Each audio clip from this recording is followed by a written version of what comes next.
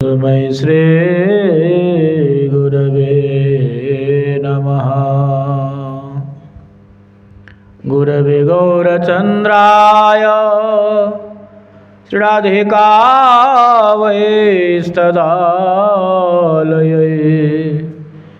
कृष्णाय कृष्णभक्ताय तद्भक्ताय नमो नमः। नमो महावदन्याय कृष्ण प्रेम प्रदायते कृष्णाय कृष्ण चैतन्य नाम्ने गौरतिसे नमः। कदाचित् कालिन्दीतट विपिन संगीत तरलो मुदा भीरिनारिवदन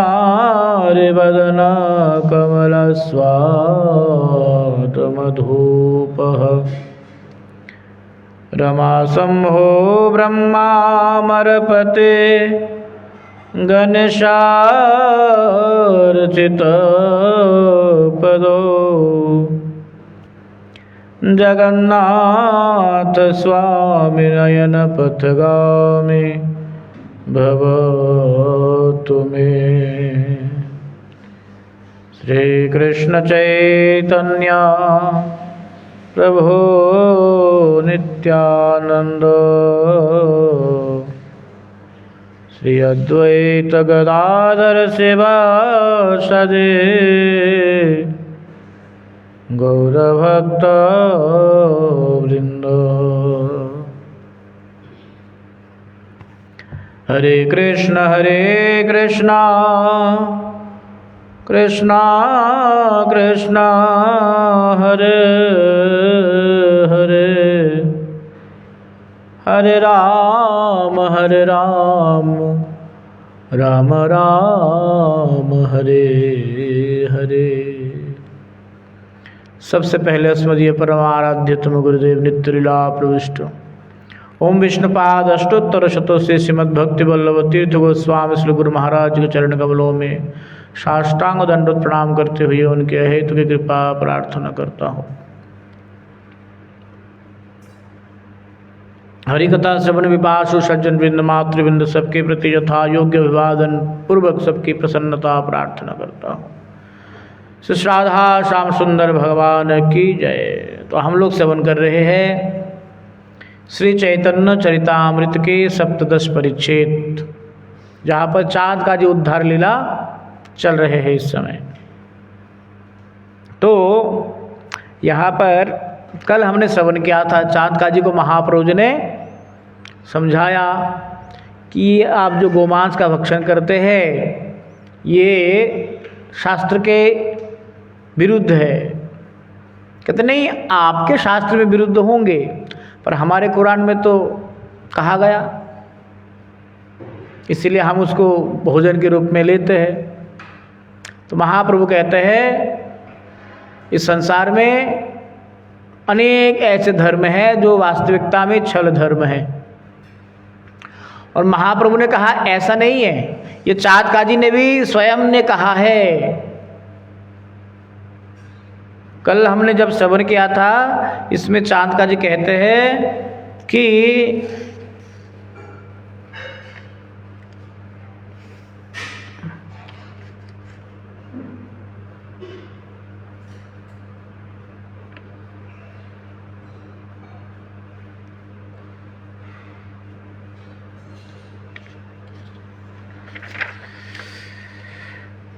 कल वो देख रहे थे यहाँ पर के कह रहे कि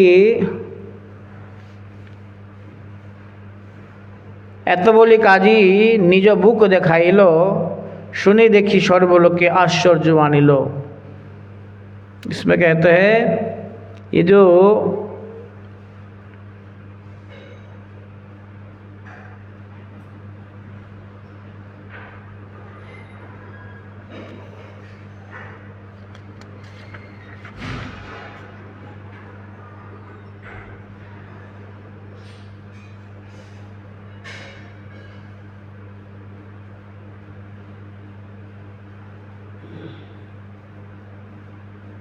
কল্পিত আমার শাস্ত্র আমি সব জানি, জাতি অনুরোধে তবु সেই শাস্त्र मानी। कहते मुझे पता है, ये जो हमारे शास्त्र है, कौन कह रहा है? ये चांद काजी। तो चांद काजी के शास्त्र क्या है? क्योंकि वो मुसलमान है, तो मुसलमान होंगे तो उनके नज़र में शास्त्र क्या होगा? कुरान होंगे, हदीस होंगे। चांद काजी यहाँ पर खुद कह रहे महाप्रभु को, कल्पित आमार शास्त्र आमी सब जानी, जाति अनुरोधे तबु सही शास्त्र मानी। ये तो मुझे पता है हमारे धर्म के जो किताबें हैं वे मनोकल्पित है, ऐसे ही बना दिया गया है, उनका कोई आधार नहीं है। परंतु फिर भी मुझे हमारे जातीय जो दूसरे लोग हैं उनके आज्ञा से या उनके अनुरोध से भी हमें उनका आदर करना पड़ता है। आज भी आप देखेंगे जब कुरान को लिखा गया था ना, जब आज से 1400 साल पहले, तो वो केवल अचानक से लिख दिया गया ऐसा नहीं है। वो कोई एक विशेष कोई जैसे स्वतंत्र ग्रंथ हो ऐसा नहीं है। जैसे हमारे संविधान को बनाया गया था ना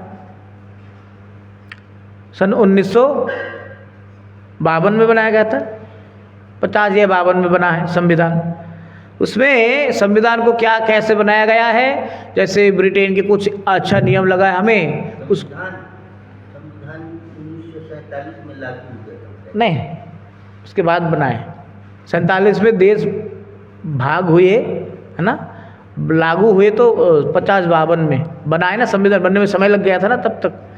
अंबेडकर जी कल जयंती थी उनकी, अंबेडकर जी, हमारे पटेल साहब थे और श्यामा प्रसाद मुखर्जी, ये सब कितने लोग सारे मिलकर के जब संविधान का निर्माण किया तो उसमें समय लग गया थोड़ा सा। तो उसमें जैसे बहुत से देशों के अच्छे अच्छे नियमों को उन्होंने अपने संविधान में भी समाहित किए। तो और ये ऐसा नहीं कि एक दिन में अचानक से बन के तैयार हो गया, ऐसा नहीं। समय धीरे धीरे लेते गए, समय के अनुरूप में उसको परिवर्तन किया, कुछ संशोधन किया। तो कुरान जब तैयार हुआ था ना, तो इसमें हजरत मोहम्मद या उनके पहले जो आए हुए थे पैगंबर, उनकी सभी अनुभवों को, शिक्षाओं को धीरे धीरे एक जगह पर इकट्ठा किया गया था। फिर बाद में उसको एक स्वतंत्र रूप दिया गया।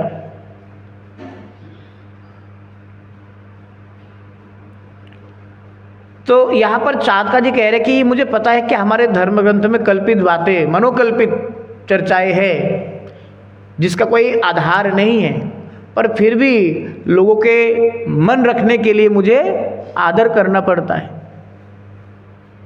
ये स्वयं कह रहे कौन? चाँद काजी। अब इसको अगर वैज्ञानिक दृष्टि से हम विचार करना शुरू करें तो कैसे मनोकल्पित है? क्योंकि जब मैं हैदराबाद मठ में रहा ना, मैं हैदराबाद मठ में था, 2011-12 में था, ऐसा कुछ था। तो उस समय मैं हैदराबाद में रह करके ना, वहाँ पर मेरा एक मित्र बन गए थे जो कि बहुत बड़े इस्लाम के स्कॉलर थे वो, और उनकी अपनी पब्लिकेशन चलती है। जितने भी कुरान डिस्ट्रीब्यूट होते हैं ना, अपने छापे खाने होते हैं उनके, वहाँ पर वो लोग छापते हैं फिर डिस्ट्रीब्यूट करते हैं। देवबंद से उनका बहुत अच्छा संबंध है, जो देवबंद है ना यूपी के, दारुल उलूम उलेमा,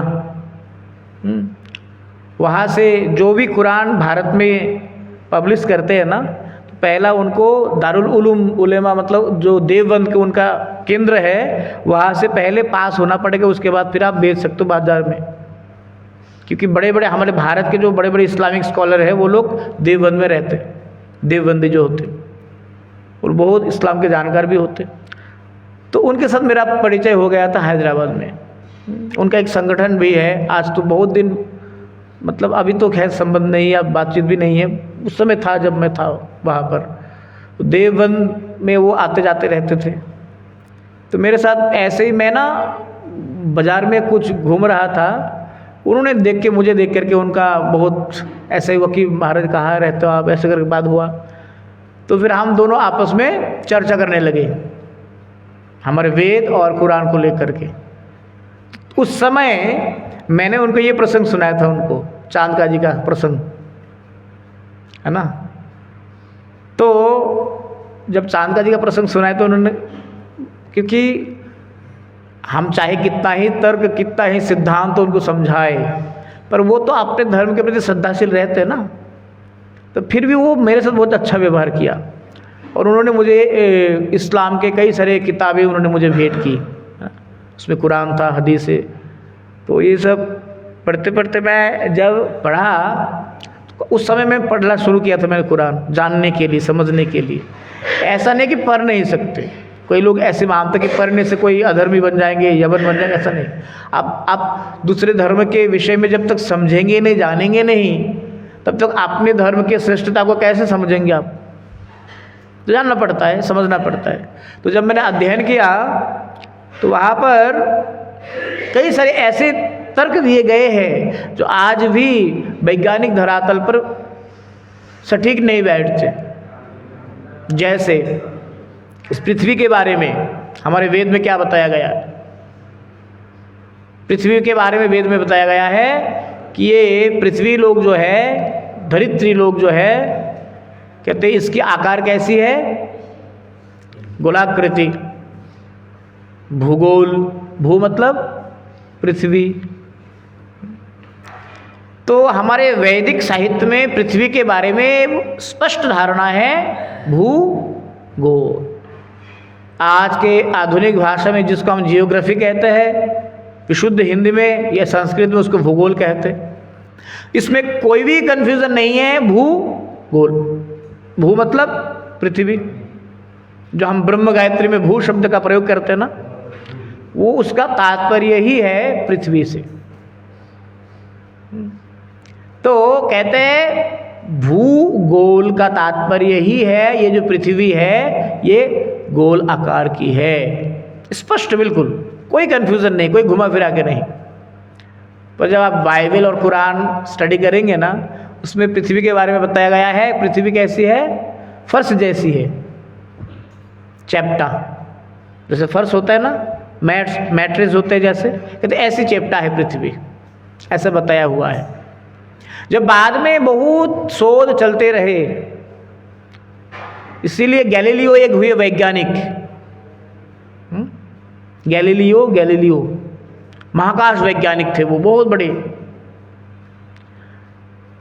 पहले वो भी मानते थे कि सूर्य पृथ्वी के चारों ओर घूमता है। गैलीलियो पहले क्या मानता था? पृथ्वी के चारों ओर कौन घूमता है? सूर्य। क्योंकि उसने वेद पढ़ा नहीं था और विज्ञान इतना डेवलप नहीं था उन दिनों में। गैलीलियो खुद भी ये मानता था कि सूर्य चारों ओर पृथ्वी के घूमते, पृथ्वी स्थिर है, ऐसा मानता था। पर जैसे जैसे विज्ञान का विस्तार हुआ और हमारे वैदिक साहित्य का विकास और उनका वैदिक साहित्य का विस्तार पूरे भारत के बाहर भी फैलने लगे, उस समय धीरे धीरे लोगों को पता चला कि अरे पृथ्वी तो सूर्य की नहीं, सूर्य की पृथ्वी चारों ओर घूमती है। सूर्य तो एक जगह पर स्थिर है, पृथ्वी ही सूर्य के चारों ओर परिक्रमा करते हैं। इसी के लिए सर्दी, गर्मी, वर्षा, ये जो ऋतुएं होते हैं, ये सूर्य के जो पृथ्वी सूर्य को परिक्रमा करते हैं, उस गति के अनुसार ये ऋतुएं बदलते रहते हैं। परंतु कुरान में और बाइबल में बताया गया है कि सूर्य पृथ्वी के चारों ओर चक्कर लगाते हैं। जब गैलीलियो को पता चला शोध के बाद कि सूर्य तो एक जगह पर स्थिर है, पृथ्वी सूर्य के चारों ओर घूमते, उन्होंने इसका प्रचार करना शुरू किया। क्योंकि उन्होंने टेलीस्कोप बनाया था आसमान को देखने के लिए ना, आज भी मिलेंगे, बहुत महंगे होता है। आप यहाँ से तारा, चंद्रमा, सूर्य को देख सकते हो। अभी कुछ साल पहले बॉलीवुड के एक हीरो जिसका डेथ हो गया था ना, सुशांत सिंह राजपूत, बिहार के थे, उसका आकस्मिक मृत्यु हो गए। वो महाकाश विज्ञान को बहुत अच्छे से जानते थे और रुचिशील थे महाकाश विज्ञान में। उसके घर में एक पाया गया ऐसा टेलीस्कोप जिससे सूर्य, आकाश, चंद्रमा, तारकाओं को देख सकते आप बहुत दूर से। तो इस प्रकार से जब गैलीलियो ने ये आविष्कार किया तो उनको पता चलता कि सूर्य तो एक जगह पर स्थिर है। फिर बाइबल में, कुरान में ये लिखा क्यों है कि सूर्य चारों ओर घूमते हैं? उसने इसका विरोध करना शुरू किया, लोगों को समझाना शुरू किया, तो गैलीलियो को मार दिया गया। बड़े बड़े ऑर्थोडॉक्स पोप, चार्च के बड़े बड़े धार्मिक व्यक्तियों ने गैलीलियो को विष दे करके मारा। क्यों? क्योंकि हमारे बाइबल में जो लिखा गया वही सत्य है, चाहे भले ही झूठ क्यों ना हो। ये कड़वा सच है। भले ही हमारे वैदिक ज्ञान के विरुद्ध में जाकर के कोई कुछ भी कह सकते हैं। मनुस्मृति को कितने लोगों ने जलाया है? मनुस्मृति को कितने लोगों ने जलाया है भारत में? आज भी जला रहे हैं। किसी की फांसी हुई? या कोई बड़े बड़े धर्माचार्य किसी के जाकर के हत्या कर दिया है? नहीं किया, क्योंकि हमारे सनातन धर्म सहिष्णुता का ज्ञान, सहिष्णुता की शिक्षा देते हैं। महाप्रभु की यही शिक्षा है, तृणात् अपि सुनिचेन तरोरपि सहिष्णुना। उस गैलीलियो को उन दिनों में केवल इसलिए मरना पड़ा कि उन्होंने सत्य का उद्घाटन किया। विज्ञान भी यही मानता था गैलीलियो से पहले कि सूर्य एक जगह पर स्थिर है, पृथ्वी चारों ओर घूमती है। बाद में गैलीलियो जब देखा स्वयं प्रत्यक्ष रूप में, तब कहते नहीं, गलत तो गलत है, चाहे बाइबल में हो चाहे कुरान में हो। इसका इतना पुरजोर विरोध हुआ, लोगों ने उसको जबरदस्ती जहर दे करके मार दिया। आधुनिक विज्ञान का पीठ, आधुनिक विज्ञान का केंद्र, बड़े से बड़े केंद्र कहाँ पर है इस समय? फॉरेन कंट्रीज में है, नासा में। नासा जिसको इस समय में इतना अधिक सहूलियतें मिलते हैं, उसी नासा के केंद्र जिस देश में होते हैं, उन्हीं देशों में आज तक चर्चों में ये पढ़ाया जाता है कि पृथ्वी घूर्णायमान है, सूर्य घूमते हैं पृथ्वी के चारों ओर। आज तक पढ़ाया जाता है, यही लिखा है। आज तक यही पढ़ाया जाता है कि पृथ्वी जो है चैप्टी है, फर्श जैसी है। आज तक, जबकि वैज्ञानिक सिद्धांत को सब लोगों ने स्वीकार किया, परंतु उसको संशोधन नहीं कर पाए। फिर इतना सटीकता पूर्वक हमारे वेद में क्यों बताया गया सूर्य के बारे में, पृथ्वी के बारे में? आज के आधुनिक विज्ञान के साथ हमारे वेद का इतना सामंजस्य क्यों है? हमारे वैदिक ज्ञान तो बहुत प्राचीन है और आधुनिक विज्ञान तो अभी के है, 300 साल के। तो 300 साल के ज्ञान से आप 5000 साल के ज्ञान का कंपेयर करेंगे और दोनों ज्ञान आपस में बहुत मिलता जुलता हो, इसका मतलब है जो वैदिक ज्ञान है वही सत्य और सनातन ज्ञान है। इसलिए इसको सनातन धर्म कहा जाता है। यहाँ पर जो चांदका जी ने कहा कल्पितो अमार शास्त्र अमि सब जानी, चांदका जी कह रहे मेरे धर्म की किताबें ना सब मनोकल्पित है, मुझे पता है इस बात का। आज भी एक्स मुस्लिम क्यों बनते हैं? बांग्लादेश में चले जाओ, इतने एक्स मुस्लिम बनते जाते ना, जो एजुकेटेड लोग हैं, बहुत पढ़ाई किया मद्रासाओं में, पर पढ़ते पढ़ते कभी ऐसे कंट्रोवर्सी टॉपिक्स उनके नज़र में आ जाते ना जो खुद को भी वो समझा नहीं पाते। किस तरीके से ऐसा हो सकते हैं? इसीलिए वो धीरे धीरे धर्म को छोड़ रहे हैं। पूरे संसार में भगवत गीता को, श्रीमद् भागवतम को और वेद को जितना समादृत हुए ना पूरे विश्व भर में, ऐसा धर्म ग्रंथ दूसरा कोई नहीं मिला आज तक जिसको बाहर के अहिंदू लोग भी इतना प्रेम पूर्वक उन्होंने स्वीकार किया हो। चाहे भगवत गीता हो, चाहे हमारे भागवतम हो, चाहे फिर वेद हो। इसीलिए क्योंकि इनके ज्ञान सनातन ज्ञान है।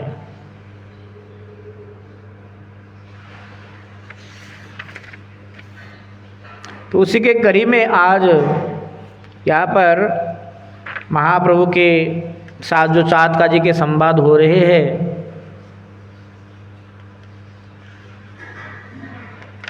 इसमें कह रहे कि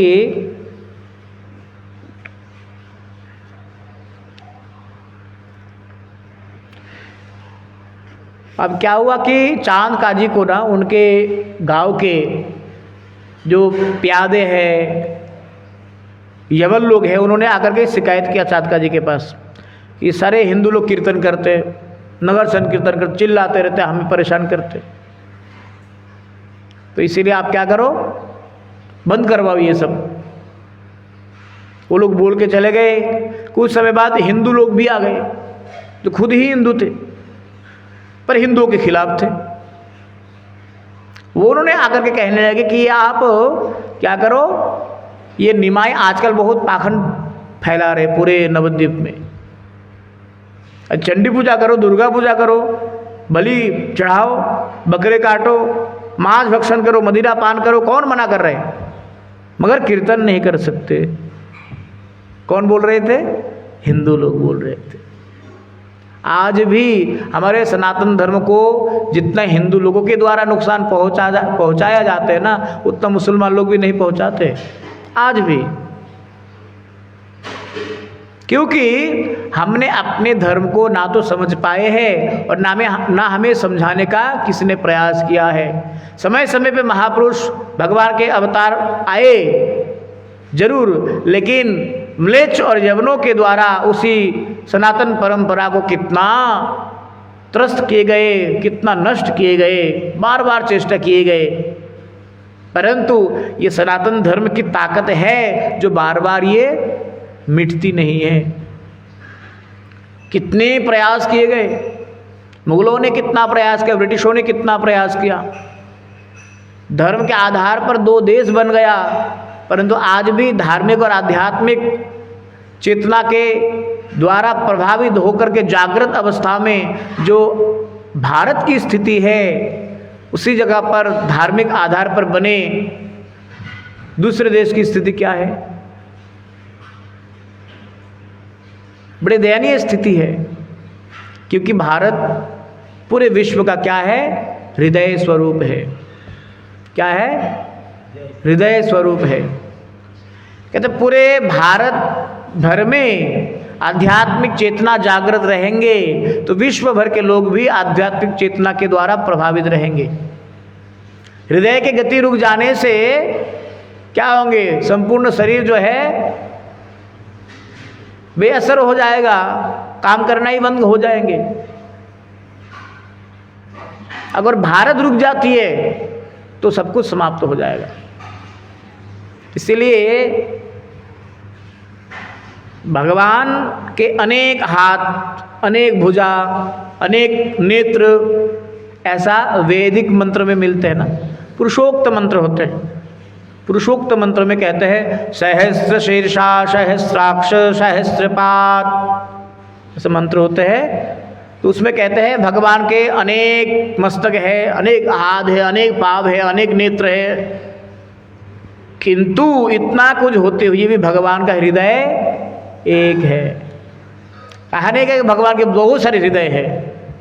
कहते इतने सारे भगवान के बहुत सारे नेत्र, बहुत सारे चरण, बहुत सारे हस्त, बहुत सारे मस्तक होते हुए भी भगवान का हृदय एक है। तो ऐसे ही पूरे ब्रह्मांड में अनेक देश, अनेक प्रदेश, अनेक राज्य, अनेक अंगराज्य होते हुए भी इन सब देश, प्रदेश, अंगराज्य का हृदय स्वरूप भारतवर्ष एक है। ये भारतवर्ष के द्वारा ही पूरा संपूर्ण विश्व भर में प्रेम की जो पराकाष्ठा है, प्रेम की जो स्वरूप है, वो फलती है और फूलती है। इसीलिए अगर भारत में आध्यात्मिकता नहीं रहेंगे ना तो पूरे विश्व भर में आध्यात्मिकता नहीं रहेंगे। आज भी पर्शियन लोग होते ना, जब उनको खदेड़ दिए गए ईरान से, जो आज का ईरान है वो कभी पारसियों का था। मुगल जब वहाँ पर इस्लाम आक्रांता के दौरान उनको खदेड़ दिए गए, कहीं पर भी उनको स्थान नहीं दिया गया। पूरे विश्व भर में कहीं पर नहीं मिला उनको स्थान, केवल भारत में मिला। और आज भी पर्शियन लोग भारत में सर्वाइव कर रहे हैं, वो जीवित है, जिंदा है। पर्शियन लोगों में ये टाटा जी कौन है? पर्शियन है। और पर्शियन लोग भारत में, जब पर्शियन लोग भारत में आए थे ना इस्लाम आक्रांताओं से दुखी होकर के, गुजरात के राजा थे हमारे एक, उन्होंने पहले गुजरात के राजा के पास शरण मांगा। तो गुजरात के राजा ने कहा देखिए हम तो सनातनी हैं, तो हम आपको शरण देंगे, परंतु आप हमारे ऊपर ही हावी हो जाए तो हम क्या करेंगे फिर? हम तो आपको शरण दे देंगे, पर आपका एक अलग संस्कृति है, धर्मीय भावना है, धार्मिक कल्चर है। आप आकर के अपने धर्म का प्रचार करना शुरू कर दो, पर हमारे हिंदुओं को कन्वर्ट करना शुरू कर दो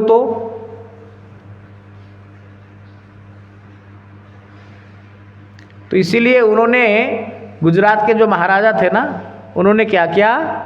उन्होंने कहा कि देखो ऐसा है ना कि हम उनको हम स्थान नहीं दे सकते, वो हमारे साथ मिलकर के फिर वो अपना धर्म का प्रचार करेंगे, अपना विस्तार करेंगे धीरे धीरे। ऐसा कई देशों में हुआ। परंतु उन्होंने एक संदेश भेजा, जो पारसी लोग थे ना, पारसी लोग क्या संदेश भेजा कि जैसे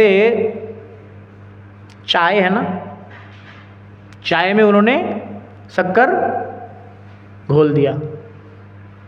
चाय में शक्कर घोल करके महाराज के पास आए, बोले महाराज देखिए ये पान करिए आप।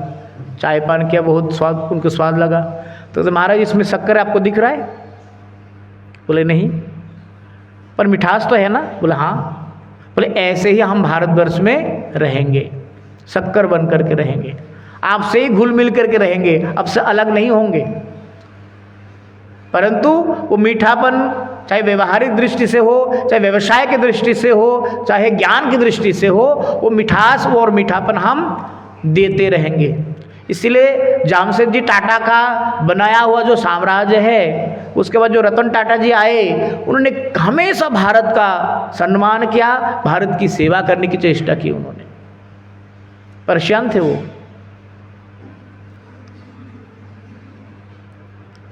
बॉलीवुड के एक प्रख्यात अभिनेता है बोमन ईरानी, वो भी पर्शियन है। हमारे भारतीय राजनीति में बाल विकास मंत्रालय में एक मंत्री रही है स्मृति जुबिन ईरानी, है ना, जो सास भी कभी बहुत ही करती थी ना, अभी भी एक नया सीरीज चल रहा है शायद, वो भी पार्शियन है। हाँ जी, हाँ। तो आज भी पार्शियन लोग अगर अधिक जगह पर रहते हैं, वो बॉम्बे में कुछ है, कुछ गोवा में है, कुछ गुजरात में और कलकत्ता में भी है। तो पर्शियन लोग क्या करते हैं? अग्नि की पूजा करते हैं। किनकी पूजा करते हैं? अग्नि की पूजा करते हैं। इनके मंदिरों में अग्नि प्रज्वलित किए जाते हैं। वो जैसे हम अखंड ज्योत जलाते ना, अखंड ज्योत की तरह ये ज्योत चलते रहते हैं।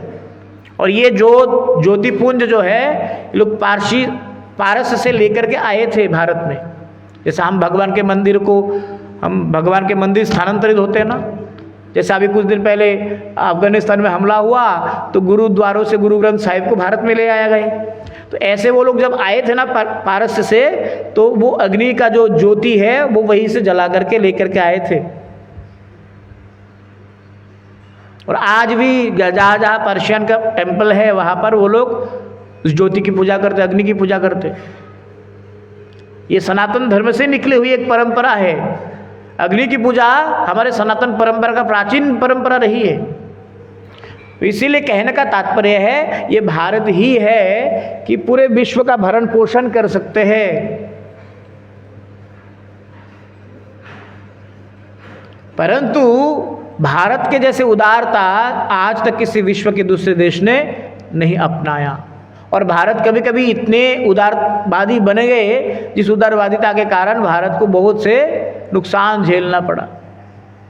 पर जो भी है, तो इसमें कहते हैं তবে সেই যবনের আমি তো পুছিল, হিন্দু হরি বলে তার স্বভাব জানিল। তুমি তো যবন হইয়া কেন অনুক্ষণ, হিন্দুর দেবতার নাম লহ কি কারণ।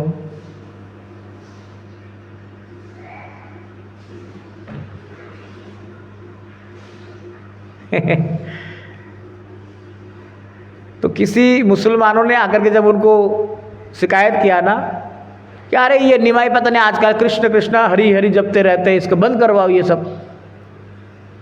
तो उसके जवाब में चांद काजी ने क्या कहा, क्योंकि उससे पहले तो भगवान नरसिंह देव उनके सपने में आया था ना, डराया उनको, धमकाया, डर गए वो। तो वो कहने लगे कि देखिए आप जो हिंदू लोग जो हिंदू का नाम लेते हैं ना, भगवान का नाम लेते हैं, ये तो उनका जन्म सिद्ध अधिकार है और साथ साथ स्वभाव भी है। हिंदू होंगे तो कृष्ण कृष्ण कहेंगे ही। बोले तुम तो जवन हो, तुम तो मुसलमान हो, तुम इतना कृष्ण का नाम क्यों जप करो, कभी करने दो ना। हिंदुओं का नाम वो लोग कर रहे हैं, नाम कीर्तन कर रहे हैं, करने दो। तुम मुसलमान होकर के इतना दिन में क्यों नाम जप कर रहे हो। हिंदू लोग ये कर रहे हैं, हिंदू लोग, उसमें क्या फर्क पड़ता है तुम्हें।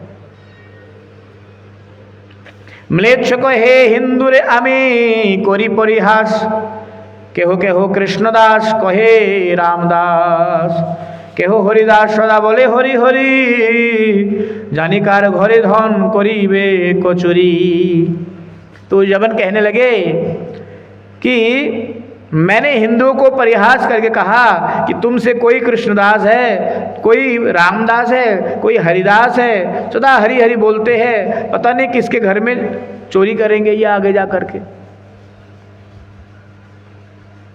तो इसीलिए समय से पहले इनको रोक दिया जाए। সেই হইতে জিহবা মরে বলে হরি হরি, इच्छा नहीं तबु बोले कि उपाय करी। देखिए क्या बोल रहा है ये जबन, कहते ना मैंने हिंदुओं को उपहास करने के लिए कहा भाई तुम लोग तो दास हो। दास मतलब क्या होता है, गरीब होते हैं। अब तुम रामदास हो, कृष्णदास हो, हरिदास हो, दास का मतलब ही गरीब होते हैं ना, दरिद्र होंगे। तो चोरी करना भी तुम्हारा स्वभाव बन सकता है, तो क्या तुम चोरी भी करोगे या चोरी करते हो ऐसा। तो जब से मैंने ये ऐसा उपहास करना शुरू किया, न जाने क्यों मेरे जीवा में स्वतः ही कृष्ण कृष्ण हरि हरि अपने आप नाम आ जाता है, पता नहीं क्या हो गया। कौन कह रहा है, कहते वो यवन। इच्छा नहीं तो वो बोले कि उपाय करी, मेरा इच्छा नहीं है कि मैं ये नाम हमेशा बोलता रहूं, रटता रहूं, पर पता नहीं ऐसा क्या हो गया कि वो नाम मेरे जीवा से छूटते नहीं। আর ম্লেচ্ছ কহে শুনো আমি তো এই মতে, হিন্দুকে পরিহাস কইনু সেই দিন হতে। जिह्वा कृष्ण नाम करे न माने वर्जन, न जाने की मंत्र औषधि जाने हिंदुगण।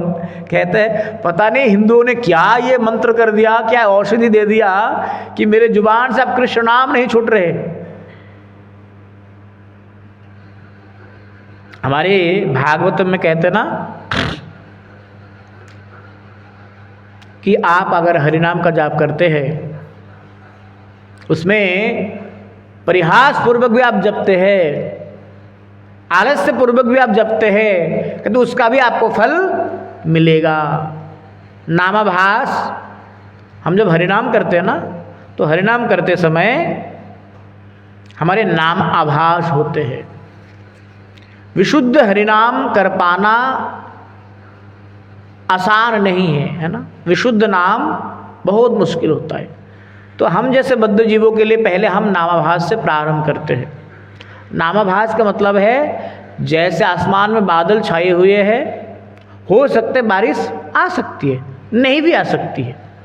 बादल से हम आभास लगाते हैं कि हो सकता है कि बारिश हो, पर ऐसा भी परिस्थिति हो सकती है बादल होने के बाद भी बादल कट जाती है, फिर बारिश से बंद हो जाते हैं।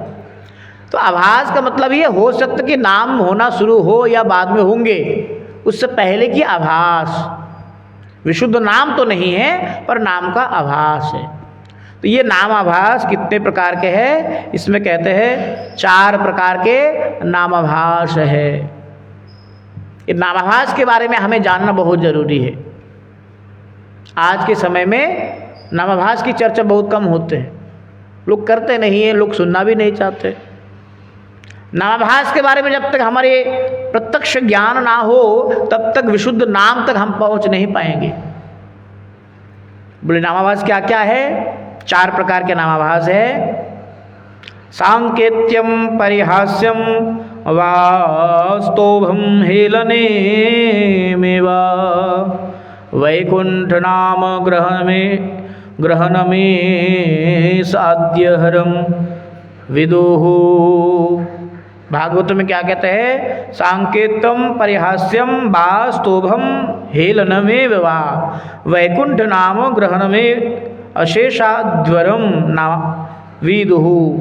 कहते संकेत, परिहास, स्तोभ और अवहेलना पूर्वक नामाभास, किंतु जड़ीय अक्षर उच्चारण मात्र नहीं है। नामाभास नित्य वास्तव वस्तु को उद्देश्य करके विष्णु स्मृति का उत्पादन कराती है, जीवों के विषय में वासनाओं का विनाश करती है। इसके फलस्वरूप सेवन मुक्त जीवों में शुद्ध नामोच्चारण हेतु अधिकार उदित होता है। ये जो नाम आभास है कि तो ये नामाभास केवल नाम के अक्षर नहीं है, जड़ीय उच्चारण नहीं है। कहते नामाभास से ही आपको क्या होते हैं? भगवान की स्मृति आपके हृदय में बने रह जाते हैं। जैसे आपने आपके बेटे का नाम कन्हैया रखे तो कन्हैया आप उच्चारण किया, कन्हैया जैसे ही बोला तो किसी ने अगर सुन लिया तो उनकी नज़र में क्या आएगा? कन्हैया जैसे कृष्ण कन्हैया होते हैं, मोर पुच्छधारी होते हैं, वंशी निनादकारी होते हैं। आपके पुत्र का नाम विष्णु है तो विष्णु विष्णु कहने से ही स्वाभाविक रूप में ही हमारे मन मस्तिष्क में क्या आएगा कि सुदर्शन चक्रधारी होंगे, गदाधारी होंगे, शंख चक्र गदा पद्म धारण किए हुए, क्षीर सागर में शायद अवस्था में होंगे, नाभि कमल से ब्रह्मा जी निकले हुए होंगे, लक्ष्मी जी पाद संवाहन करती होगी। तो केवल नाम मात्र से ये सारे स्मृतियाँ हमारे स्मृति पटल पर और हमारे मन मस्तिष्क में आ जाते हैं। तो कहते ये इतना आभास से ही हमारा कल्याण भी हो जाएंगे, क्योंकि अल्टीमेट जीवों का उद्देश्य क्या है? जीव का उद्देश्य क्या रहते हैं? भगवत चिंतन है ना। हमारा साधन भजन पूजा पाठ इन सब का मुख्य उद्देश्य क्या है? भगवान के विषय में चिंतन करना। तो अगर किसी ने पुत्र का नाम विष्णु रखा है, किसी ने पुत्र का नाम कृष्ण रखा है, किसी ने पुत्र का नाम राम रखा है और उनके नाम उच्चारण से किसी को भगवान की स्मरण हो जाते हैं तो क्या उसमें फल नहीं मिलेगा? अवश्य ही मिलेंगे। येन तेन प्रकारेण मनः कृष्ण निवेशयेत्। कैसे भी किसी भी परिस्थिति में आप अपने मन को कृष्ण में निवेश करें।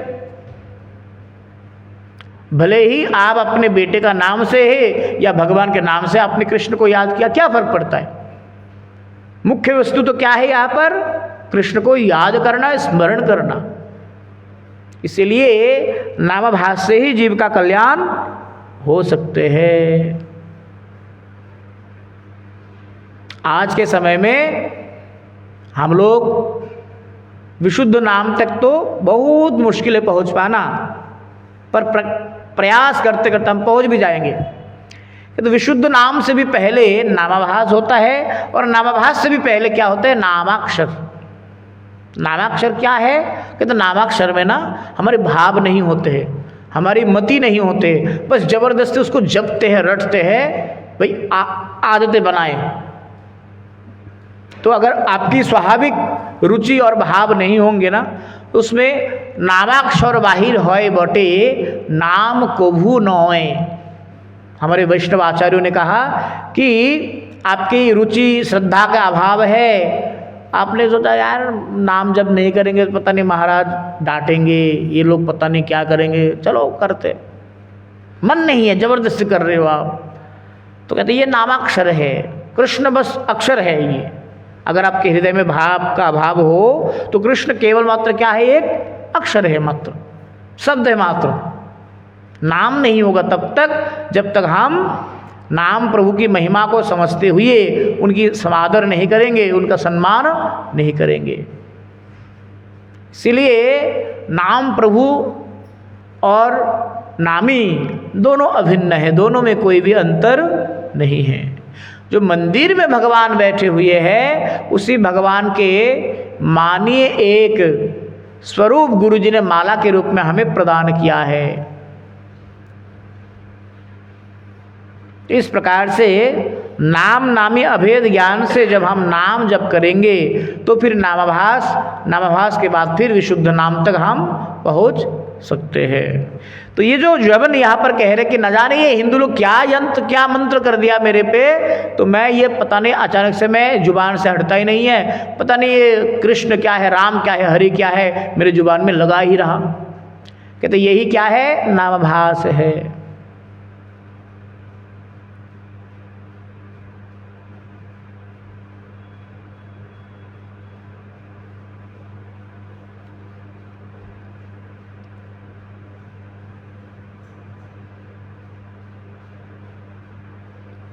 ये जो जबन बार बार कृष्ण नाम राम नाम जप कर रहे थे ना, वो श्रद्धा से नहीं कर रहे थे।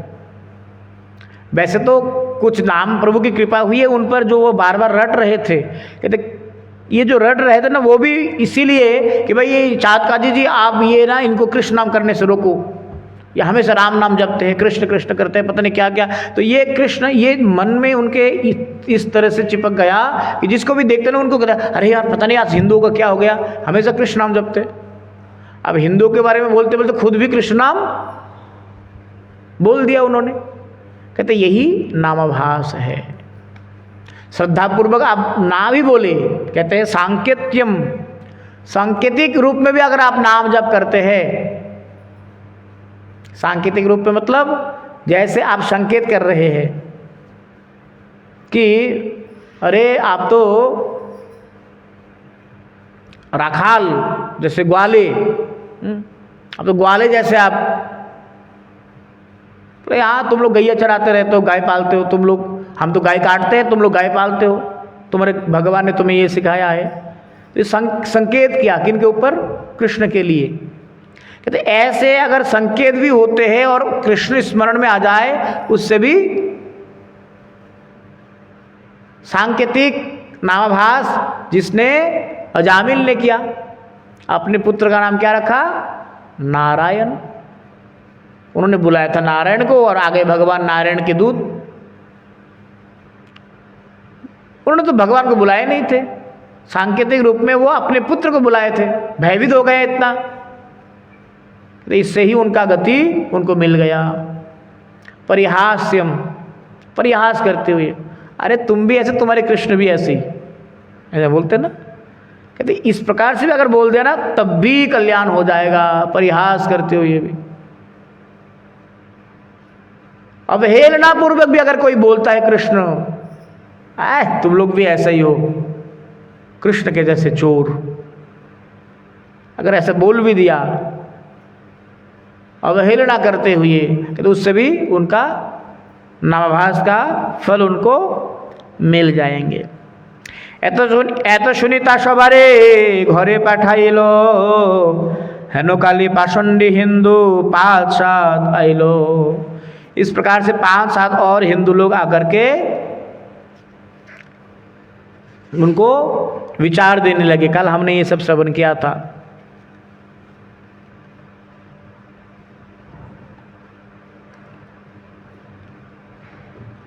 मुसलमानों ने आकर के तो उनको शिकायतें लगाए, उसके बाद हिंदुओं ने आकर के शिकायत किया। और इसमें कहते हैं ग्रामे ठाकुर तुम्हें सब तुम्हार जन, निमाई बोलाइया तारे करो हो वर्जन। कहते इस गांव के आप मालिक हो, स्वामी हो। कौन कह रहे हैं, चांद काजी को, क्योंकि काजी मतलब कलेक्टर होता है। दिल्ली डिस्ट्रिक्ट है ना, दिल्ली डिस्ट्रिक्ट के जो एसडीएम होते हैं ना, डीएम एसडीएम, वे लोग यहाँ के कर्ता धर्ता होते हैं। करोलबाग जो दिल्ली जो डिस्ट्रिक्ट है, करोलबाग डिस्ट्रिक्ट में आता ना, ये जिला करोलबाग है ना। तो जिला करोलबाग के जो डीएम एसडीएम हैं, ये लोग क्या होते हैं, प्रशासनिक कर्ता होते हैं, अध्यक्ष, प्रशासनिक पद पर आसीन हेड।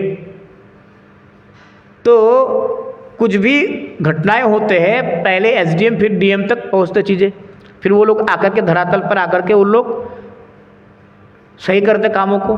तो ऐसे ही तत्कालीन समय में चांद काजी जो है ये मुगलों के कर आदाय करने वाले यानी कि टैक्स कलेक्ट करने वाले कलेक्टर हुआ करता था। तो जैसे करोलबाग जिले के जो जिलाधिकारी है वही इस जिले के प्रथम नागरिक है। जैसे हमारे देश के प्रथम नागरिक कौन होते हैं? राष्ट्रपति। तो और वैसे प्रकार राज्य के प्रथम नागरिक कौन होते हैं? स्टेट के गवर्नर, मुख्यमंत्री नहीं।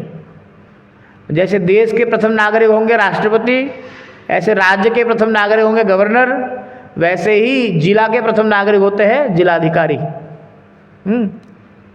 तो ऐसे ही जो चांद काजी थे इनको जाकर के हिंदुओं ने कहने लगे कि आप तो इस कस्बे का आप क्या हो? स्वामी हो, मालिक हो। आप जाओ निमाई को समझाओ कि ये कृष्ण नाम कराना बंद कर दे लोगों से। तो भी आमी प्रतिवाक्य कहिलो तुम्हारे सब घरे जाओ आमी निषेध दिबो तारे। तो उसने कहा कि ठीक है मैं अपने तरीके से समझाऊंगा, आप सब लोग घर में जाइए, मैं अपने सिद्धांत के द्वारा अपने तरीके से निमाई पंडित को समझाने का प्रयास करूंगा। हिंदुर ईश्वर बड़ो जय नारायण সেই তুমি হও হেন লয়ে মোর মন। এত শুনি মহাপ্রভু হাসিয়া হাসিয়া কহিতে লাগিলা কেছো কাজী রে ছুইয়া। তোমার মুখে কৃষ্ণ নাম এই বড় বিচিত্র পাপক ক্ষয়ে গেল হইলা परम पवित्र। ये प्रसंग चांद काजी सुना रहे थे किनको? महाप्रभु को, कि मेरे कुछ जबरों ने आकर के मुझे मना किया आपके बारे में कि इनको रोको। फिर ऐसा हुआ कि आपके हिंदू पक्ष के लोग ही आकर के आपके बारे में शिकायतें लगाया मुझे। परंतु मेरा विचार ये है हिंदुर ईश्वर बड़ो সেই नारायण, हिंदुर ईश्वर बड़ो যেই नारायण সেই তুমি হও হেন লয় মোর মন। कहते हिंदुओं में सबसे बड़ा भगवान आमतौर पर नारायण को मानते हैं वैसे तो, पर हमारे वैदिक साहित्य अगर हम पढ़ते हैं, वेद पढ़ते हैं, उसमें पता चलता है कि कृष्ण ही सर्वोत्तम है। क्योंकि ये तो यवन थे ना, ये इतना तो शास्त्र के निगूढ़ रहस्य को नहीं जान पाएंगे। उनके विचार में और स्वाभाविक रूप में हमारे मन में भी यही रहता है कि नारायण सबसे बड़ा है ना। पर जब हम सनातन शास्त्र को पढ़ेंगे तब पता चलेगा कि नारायण नहीं है, सर्वोत्कृष्ट सर्वोत्तम कौन है? भगवान कृष्ण है। जो भी है, क्योंकि वो मुसलमान तो इतना जानते नहीं थे, इसलिए वो कह रहे कि जैसे हमने सुना नारायण सबसे बड़ा भगवान है, तो मुझे लगता है वही नारायण आप स्वयं हो। महाप्रभु को कह रहे कौन? चांद काजी। एत सुनी महाप्रभु हसिया हसिया कहिते लागिला केछु काजी रे छुइया। महाप्रभु ये सुन करके बड़ा प्रसन्न हुए और हंसते हुए कह रहे हैं कि देखो ये तुम जो आज कृष्ण राम नारायण का कीर्तन कर रहे हो ना, जप रहे हो प्रसंग क्रम से, कहते इसी से तुम्हारा जितने भी पाप था ना वो सारे के सारे पाप क्षय हो गया और तुम पवित्र हो गए। हरि कृष्ण नारायण लइले तीर्थ नाम बड़ो भाग्यवान तुम्हें बड़ो पुण्यवान। हरि कृष्ण नारायण लइले तीन नाम बड़ो भाग्यवान तुम्हें बड़ो पुण्यवान। कहते ये हरि कृष्ण ये नारायण नाम किसी के जुबान में उच्चारित हो जाए कि तो वो भाग्यवान हो जाते हैं। तुम बड़े भाग्यवान हो, भाग्यशाली हो जो ये तीनों नाम तुम अपनी जिह्वा से उच्चारण कर रहे हो। एत शुने काजेर दुई चक्षे एत शुने काजेर दुई चक्षे परे पाने प्रभुर चरण छोई बोले प्रिय बानी। अब चांद काजी महाप्रभु के इन वाक्य को सुन करके बड़ा हृदय गदगद हो गए उनके। कह महाप्रभु आपके चरणों को स्पर्श करते, वो महाप्रभु के चरण को स्पर्श किया और कहने लगे तुम्हार प्रसादे मोर घुचिल कुमति यही कृपा करो जेन तुम्हाते रहु भक्ति। महाप्रभु इतना कृपा करना मुझे कि मैं तुम्हारे चरणों की भक्ति कर पाऊँ, बस यही मेरी प्रार्थना है। कौन कह रहे हैं? कि चांद काजी। जो चांद काजी शिवा संगन में जाकर के मृदंग को तोड़ करके आ गए, ये तो कह दिया कि कोई कीर्तन नहीं करेगा मेरे साम्राज्य में। आज वही चांदका जी महाप्रभु के चरणों में लौटपट हो रहे हैं, कहते यही महाप्रभु की करुणा है, यही महाप्रभु की कृपा है। प्रभु कहे एक दान मांगिए तो माए, सोन कीर्तन बाद जोईছে नहे नदियाए। काजी कहे मोर वंशे যত उपजीवे ताहाके तालाक দিব कीर्तने ना बांधिबे। कहते हैं महाप्रभु, कहते काजी एक बस प्रार्थना है मेरी कि जैसा भी हो जो भी हो आप कीर्तन को नहीं रोकना। तो चांद जी कहते हैं भाई मजाल है, मैं कहते मैं तो रोकूंगा ही नहीं, मेरे जाने के बाद जो मेरे नई पीढ़ी आएंगी ना उनको भी मैं मना कर दूंगा कि वो रोके ना, और मेरे रहते हुए अगर कोई रोकने का प्रयास करता है तो उनको त्याग कर दूंगा, मैं तलाक दे दूंगा मैं, अगर मेरे पत्नी भी मुझे मना करती है तो। इस प्रकार से चांदका जी कहते हैं।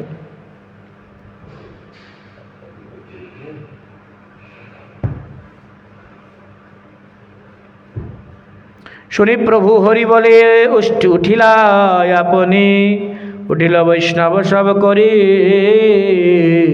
हरिध्वनि। इस प्रकार से चांदका जी के भवन से महाप्रभु जी अपने भक्तों के साथ वहाँ से फिर यात्रा प्रारंभ की और वहाँ से प्रस्थान करने की उन्होंने प्रस्थान के लिए निकल पड़े। आगे की कथा हम लोग काल श्रवण करेंगे। वांछा कल्पतरुभ्यश्च कृपा सिंधुभ्येव च पतितानां पावनेभ्यो वैष्णवेभ्यो नमो नमः। करो रतुल्ला।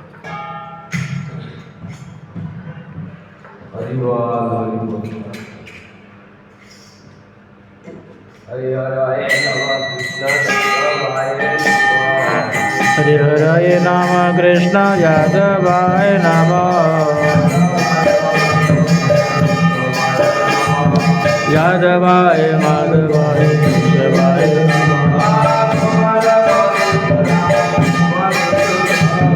गोपाल गोविंद राम श्री मधुसूदन,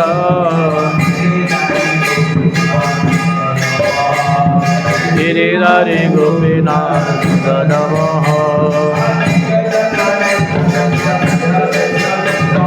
श्री चैतन्य नित्यानंद श्री अद्वैत सीता,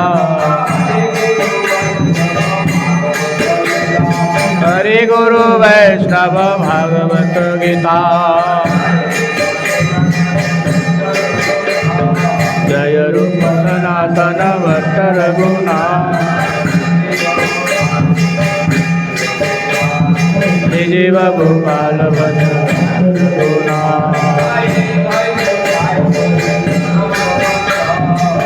जय गोसाई करे चरण बंद, नहायते विघ्ननाथ विष्णुपुर।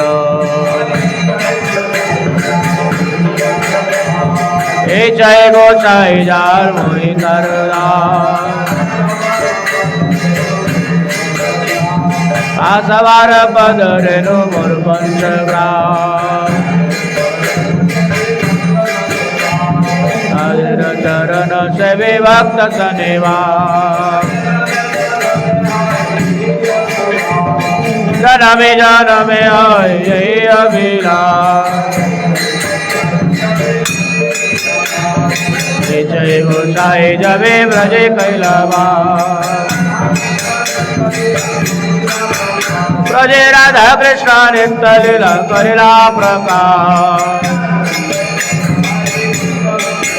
मनेरानंदे बल हरि भज वृंदावन, श्री गुरु वैष्णव पदे मजाए रमा।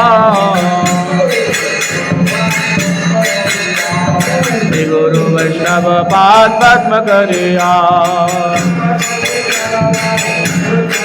हरे राम संकीर्तन करे नरोत्तम दास।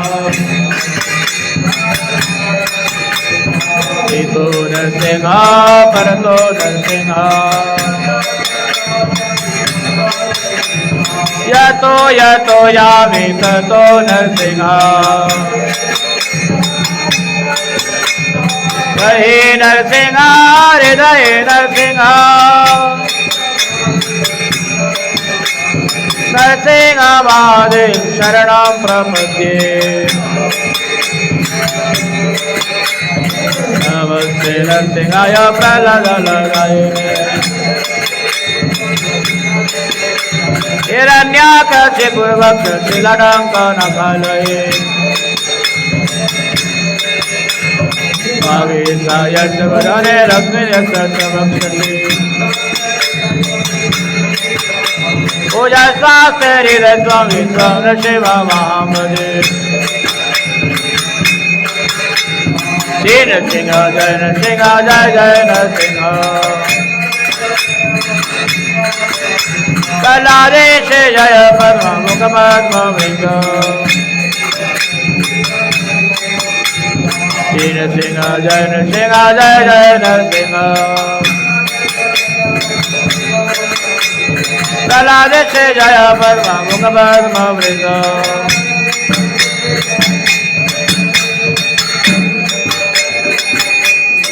जय नरसिंहदेव नरसिंहदेव नरसिंहदेव जय नरसिंहदेव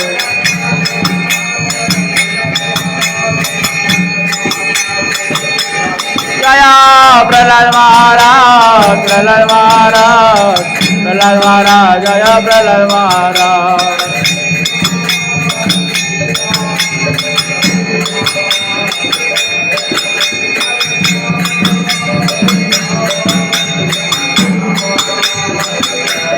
हरे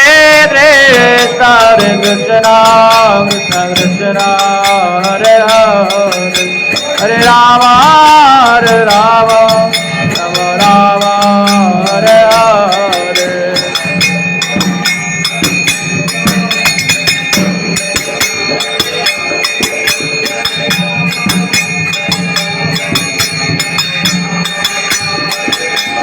हरे कृष्ण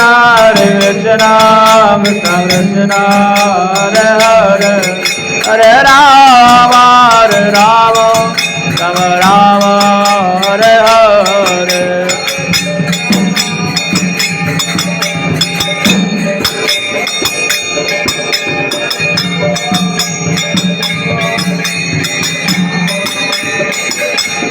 हरे कृष्ण कृष्ण कृष्ण हरे हरे हरे राम राम राम हरे हरे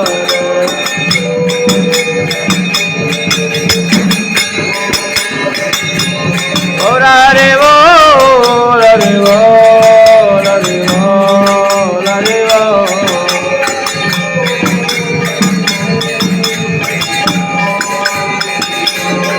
हरे बोल हरे बोल हरे बोल